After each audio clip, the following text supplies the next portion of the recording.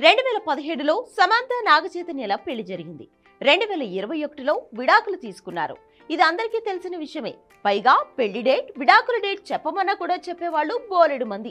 ఎందుకంటే వాళ్ళిద్దరికీ తెలుగునాట లక్షలాది మంది అభిమానులు ఉన్నారు. ఇక విడాకులు తీసుకున్న తర్వాత ఎవరి లైఫ్ వాళ్ళు బతుకుతూ కెరీర్ లో బిజీగా ఉన్నారు. ఇప్పుడు ఇదంతా ఎందుకు చెప్పాల్సి వస్తుందంటే సోషల్ మీడియా వేదికగా సమంత ఇచ్చిన రిప్లై ఒకటి వైరల్ గా మారింది. సమంత రీసెంట్ గా ఆమె ఒక పాడ్కాస్ట్ వీడియో చేసింది. అందుకు సంబంధించి సోషల్ మీడియాలో తన వ్యక్తిగత జీవితానికి సంబంధించిన ఒక ప్రశ్న ఆమెకి ఎదురైంది. అమాయకుడైన నీ భర్త చైతన్యను ఎందుకు వదిలేశావని ఒక నెటిజన్ అడిగాడు. అందుకు సమంత చెప్పిన సమాధానం విని అందరూ ఆశ్చర్యపోతున్నారు. సారీ, ఇలాంటి ఆచరణలు మీకు ఏ విధమైన సహాయం చేయలేవు. మీకంతా మంచి జరగాలి, అలాగే బలంగా కూడా మారాలని కోరుకుంటున్నాను.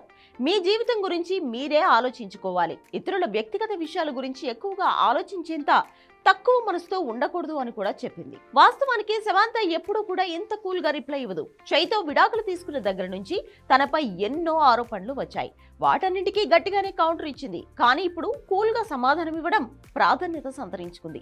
ఇక శామ్ చైలు ఎందుకు విడాకులు తీసుకున్నారనే విషయంలో అసలు నిజం ఎవరికీ తెలియదు. వాళ్ళిద్దరూ కూడా కారణాన్ని చెప్పలేదు.